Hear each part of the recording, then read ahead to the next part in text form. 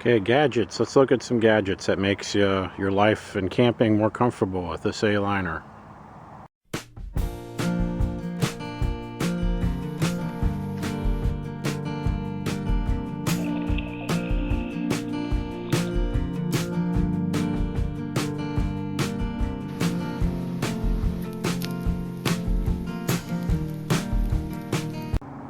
Okay, there's really more than 10 gadgets you'll see here, but let's get this started. Okay, this is a really handy little gadget where you can check the propane levels of your propane tanks, and does it by weight, and it's really accurate, really easy way to do it. So first of all, you want to, before you do it, move the black needle to E. Alright, and then we're going to go to this propane. This is one we use at our home. It's not on our RVs, but you use the same thing for your RVs. I use this for the grill. I refill the small little bottles to use grills here at home. So now I'm just going to hook it. If I can hook it, there we go. So I'm going to hook it, and I'm going to lift and put it right back down. And then the needle will have settled, as you can see. So that shows this thing is about empty, and it feels empty by the weight of it. So that's a real easy way to tell. So this is a real handy gadget to have with you camping, or just at home if you have you know, the larger propane tanks. Alright, now here's another really handy gadget to have in your RV, your trailer, or even around the house. This is a connector from like a 20-pound propane. I'm not sure if it'll work on larger ones or not. It probably would. To your 1 pound. So you can refill your 1 pound propane bottles with this. You can find them pretty easy on Amazon. I'll put a link to that in the description box below. There's a lot of different ones on Amazon. I mean, they all pretty much work the same and look pretty much the same. But let me show you real quick how this works and why it's so handy to have camping. Okay, so first thing you do is you're going to screw this into the 20-pounder like this. And, you know, camping picnic table is real good because you want to have this elevated. Alright, so now it's in there. Now I'm going to take an empty propane bottle, and then that's just going to screw in. So let me turn this off because it really takes 2 hands. Alright, so now it's on nice and tight. You don't empty the gas now. What you're going to have to do is turn it over. So now I'm going to turn it over so it's upside down. That'll cause the liquid gas to all go to the bottom, because right now any liquid gas in here is not near the top. Okay, so now I have it turned over, and you want to have it like right on the edge of the table because you're going to have to reach in and turn the gas on. So let me try to do this without tipping it over with one hand. So I'm going to open the valve. Okay, and we're going to turn it on. Yeah, so that's the sound you'll hear when it's working.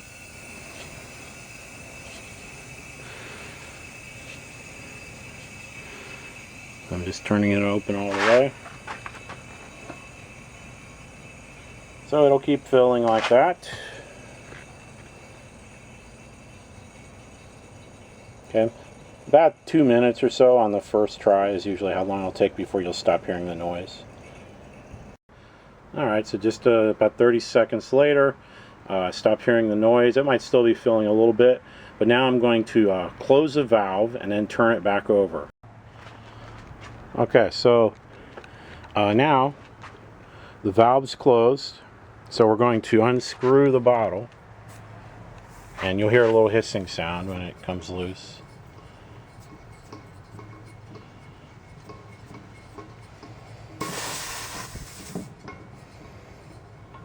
Okay, now there's some in here, you can tell.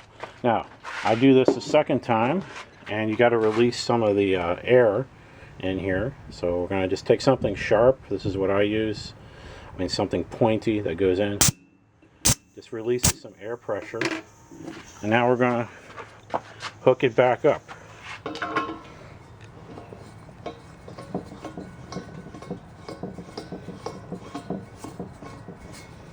And then doing it a second time, that's about all you need. I mean, if you want to get this completely full and use a scale and measure, weigh it how much it is, you could do this, you know, additional time to do that, but I don't bother because it really doesn't matter as long as it's mostly full. All right, so now I'm going to turn this back over. Okay, and then we're going to do it again. And you should hear a little gas going in.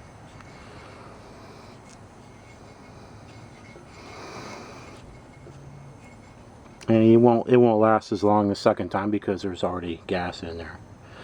So I'll let it sit there about a minute, and then we just do it again. We'll turn off the valve to the 20-gallon tank, flip it over, undo it, and then cap it. All right, so now I've got the bottle. Definitely feels like it's mostly full. It could probably take more in there, but you know, I could probably do it one more time safely. I wouldn't do it more than that without actually weighing the bottle. But this is real handy if you're have something like this attached to your RV, but you're using 1 pound bottles to cook with, you know, for a grill or a stove. This is real handy. You don't have to take a huge amount of 1 pound bottles. Just take 3. Take 1 for each your stove and your grill, and then 1 extra, and then when one empties, just fill it up. You don't need to put these in the fridge. That might help get more liquid gas in it. It probably does help a little bit, but you don't have to do that. This was done having not been put in the freezer for a few minutes. But if you put them in the freezer for a few minutes. Okay, a portable heater is also a really nice gadget to have if you're going to be camping anywhere where it could get down, you know, into the 40s. Once it gets down in the 40s, it can get pretty darn cold in here because the A-liner is not that well insulated. Now, I have a separate video on this Sport Cat, which they no longer make, and I explain why that is. This works extremely well. You can get about 12 to 13 hours of heat or more than that out of this in one night. It hooks to a propane thing. There's no mechanical parts really because you just light it and it just slowly burns. There's other alternatives out there, so I'll put a link to the video I made of this. But definitely having a way of heating yourself when you're dry camping is extremely important to at least have a strategy on how to go about doing that. Alright, here's another great gadget I really like. Yes, it's a portable toilet. I'm sure we've all seen them. It's no different than any other portable toilet, except for one thing. Let me show you. Okay, now this is a feature that makes this really useful gadget, okay, as far as draining it. This comes off, you unscrew it, and you can just pour it out through this nozzle, way better than other portable toilets. The other ones commonly just have a big hole right here you unscrew and dump it out, and it's yuck. This makes it really easy to empty the toilet out and clean it. So that's why this is an excellent portable toilet. So what is it? Okay, so this is a Dometic. Okay, sea and land, it might be hard to see there. So this is a Dometic. So when you're looking for portable toilets, get something like this that makes it extremely easy to empty. That's by far the best way to do it. Okay, another great gadget to have, because staying cool in an A-liner and other small campers can be a challenge. Even though you might have a lot of windows and screens, it does get hot. You know, even in the upper 70s, it often is too warm to be in here without circulation. Now, of course, you do have a fantastic fan. You might have one anyway. But if you don't, or you want to save battery power, if you maybe are afraid it's going to run down your battery too much, then you have this as an option. So these O2 Cool fans are great, because especially the ones with smart power, that's the kind you want. So for one thing, it has a built-in lithium battery. Okay. And so we'll turn it on. So now it's on high, and it's using its rechargeable lithium battery. You can see that on the panel there. Let me just put it there so you can see that. So it's running on high. You can get 2-3 hours out of that on high, a little bit more time on low. And so that's certainly a nice thing. The other thing is you can hook it up to the 12 volts. So you got a 12 volt outlet here. So I could just hook it into here. You should have a 12 volt outlet in your RV and your A-liner, and then you can run it off the battery. And this would use less power than the Fantastic Fan would. Fantastic Fan isn't bad on power at all. usually less than 2 amps. This should use even less than that, as I will demonstrate in a minute. So I have 2 of them, because that way I can circulate it throughout the entire cabin. Even though this is a small trailer, having 2 is really nice. And these are lightweight, they're portable. You can also plug them into AC if you're somewhere where it's real hot and you have electricity, but you want to circulate the air conditioner. We use them for that, to circulate the air in the air conditioner. It just really helps a lot to have a fan or 2 going to circulate it. Now, another great way to power this without using your house battery on your RV is to use something like a Jakhary portable power station. And there's other models besides Jakhary, but you want one that has the 12 volt plug-in. Alright, so if I plug this in, all I gotta do is press that button. I'm going to plug this in. Alright, so now it's running off 12 volt and it's actually running faster, as you can see. So you're running off 12 volt. See, you're only using, if you look at the panel, it actually tells you how much power you're using. So we're on high and we're only using 12 watts. Alright, so only using 12 watts. So if I turn this down to low, let's see what it does. Okay, so now I'm on low and I'm using 9 watts. So you could easily, off this Jakhary, this has 240 watt hours, this particular model. You could easily run this all night, easily. Well, you could start at 5, 6 in the evening, and you could run it all night till the next morning on 240 watts without a problem and still have power left over to circulate the air. So that's something really nice about a unit like this. But again, you want something with a 12 volt plug. Because if you can also use, it has a AC plug too. And you can plug the fan in with the AC plug. The problem is, if I plug the AC in, it will use almost twice as much wattage on AC as it will DC, because DC is a lot more efficient for this type of an appliance. So it's better to use DC than AC, because you will save money on your batteries. You'll save wattage. So that's one of the reasons why this is a great thing to have. Okay, now I have the fan on stop, which means it's on, but it's able to be charged, that lithium battery. So now you see it's charging at 4 watts. So if you want to just charge this up to get your 2 or 3 hours or more out of the lithium battery, you can plug into that, and that'll save you some power too. So that's 4. It's running 4 to 5 watts on the charge. Okay, so let's see what comes with the Jakhary. I got this for a little less than $200 on a special. They're usually a little bit more than that for the 240. There's a 162, but again, it doesn't have the 12 volt receptacle. I think that's really important to have, so it's worth the extra money. So you get a little bag that comes with it and directions, and you get 2 ways to charge it. You can charge it with this 12 volt adapter, so I could hook this into the 12 volt here in the trailer and plug it in. You plug it in right there, and that's where the charge occurs. The light will come on and it will charge. Or I can plug it off of AC, as you can see. So I can plug it into an AC at home or anywhere where I have power, plug it in, and then that will charge it. This will not charge any higher than 38 watts when you're plugged in directly to DC or AC. If you're plugged into solar, though, it will charge a few bit more. It'll go up to about 42, 43 watts if you have a solar panel. So I'm going to show you that as well in just a moment. But again, this is definitely a really handy gadget to have. So many uses for this. Can really help save on your house battery, and you can use it in so many ways. Like I would use it for an air compressor, inflating tires. This would be much easier than hooking up to the car or hooking up to the 12 volt receptacle here. So there's a lot of different things, inflating inflatable boats, air mattresses, just so many different things you can use it for. So if you're interested, let me show you the solar panel array that I'm going to use for this, which was by far the best deal.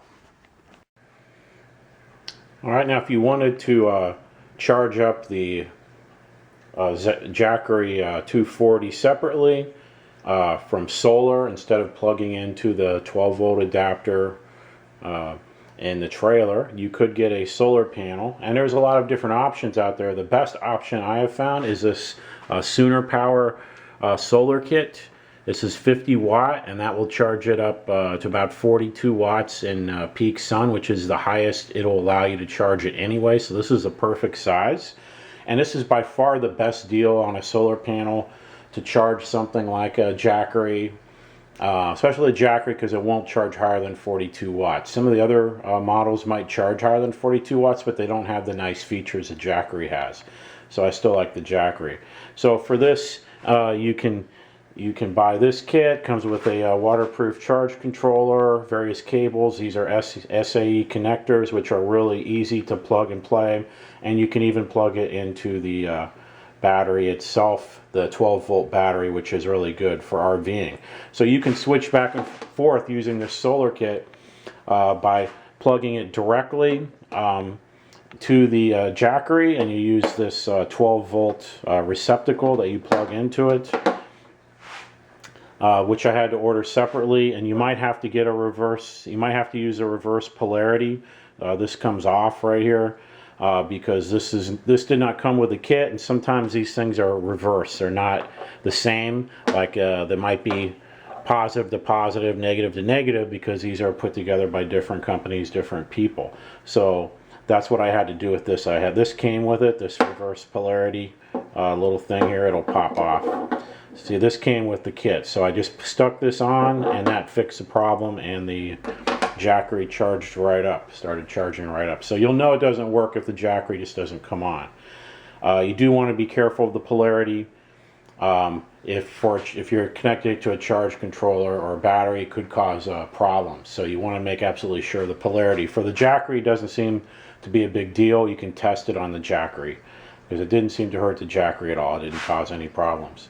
So anyway, this is just an option if you want to have a solar method to charge it directly off of a solar panel. And I'll put a link in Amazon in the description box below. You can check the prices on this. But this was, I think, $87 when I bought it. Best deal by far that I found. Okay, another thing I've found extremely useful are these portable, like, camping tables. You know, they work just like, you know, your foldable chairs people use. Only these are tables. Found all kinds of uses for these, so let me go ahead and set them up, and you can take a look at them. Okay, here they are all set up. So you can see they both have these straps that are adjustable, that you can get tightness, and that gives you a much more firm table. Okay, so, you know, we've definitely eaten off this. You got a place for drinks here. This is a nice little table also for food prep. Can put drinks on. So I found a lot of use out of these camping. There's just always something handy, you know, especially for food prep. You just need another place to sit stuff, and also gives you a nice little portable table. And you can also use these in the trailer. Since I got rid of the table in the A-liner, this actually fits in the A-liner to use as a little portable table if I have the bed cleared out on the other end. So found these really useful. So again, I'll have a link, Amazon link, in the description box. You can check current prices if you find these interesting. This is something else I found really invaluable. This is a portable little stool. I think it was rated for like 330, 340 pounds, so it's really solid. So not only can it be an extra little chair if you need it, I actually use it for telescope when I'm traveling. I use it as my chair because it's the right height for using the telescopes. As you can see, it folds up real nice. It's really lightweight. Just so many little uses. Nice. Can use it as a little table.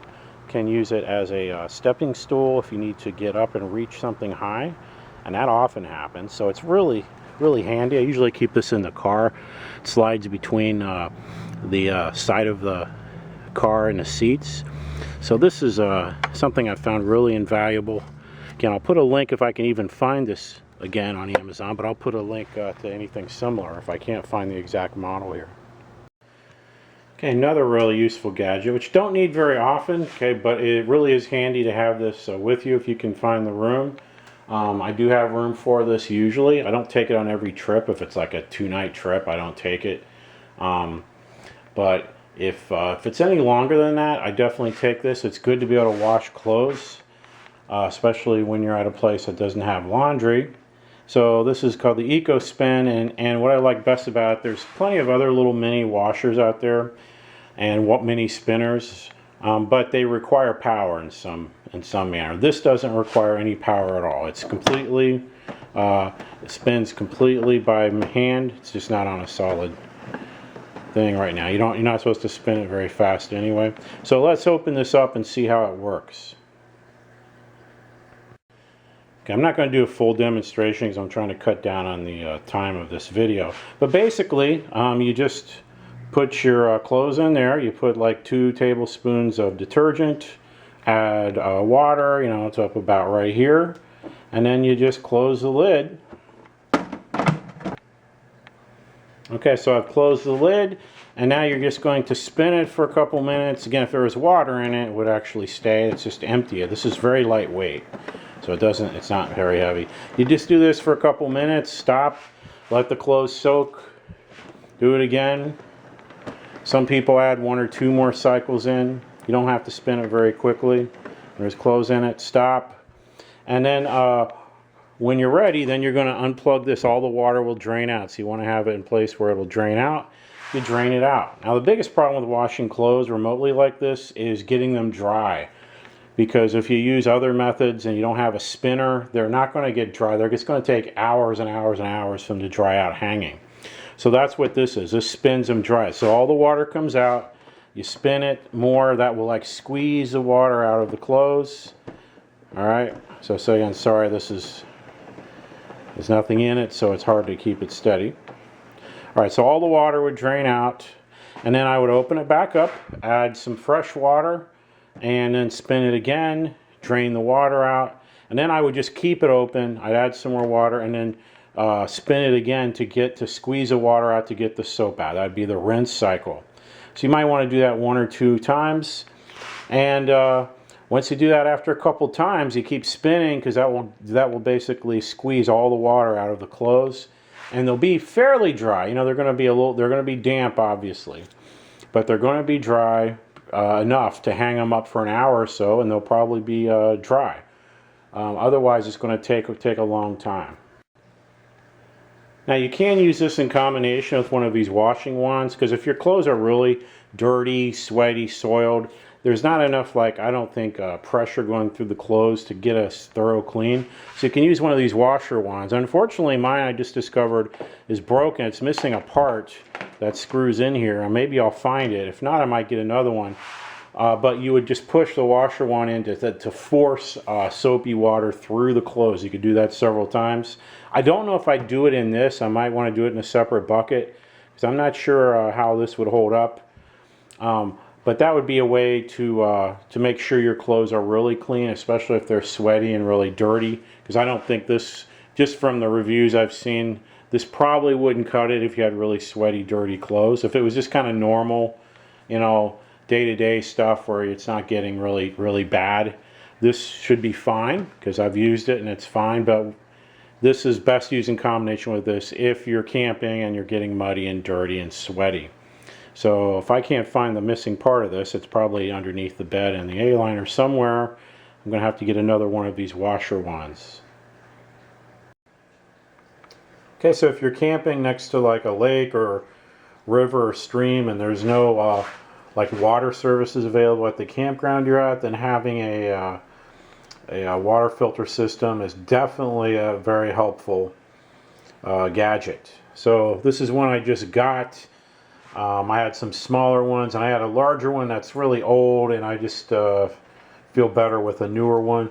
So this is really easy, gravity fed, as you can see. So it just kind of shows you what it does and how it works. So this is definitely something handy to have. You can put the water directly into your water tank and it should be clean and safe. Okay, again, I hope you found all these tips and tricks useful for helpful gadgets. There are links in the Amazon description below, so take a look if you're interested in any of this stuff, and we'll see you later.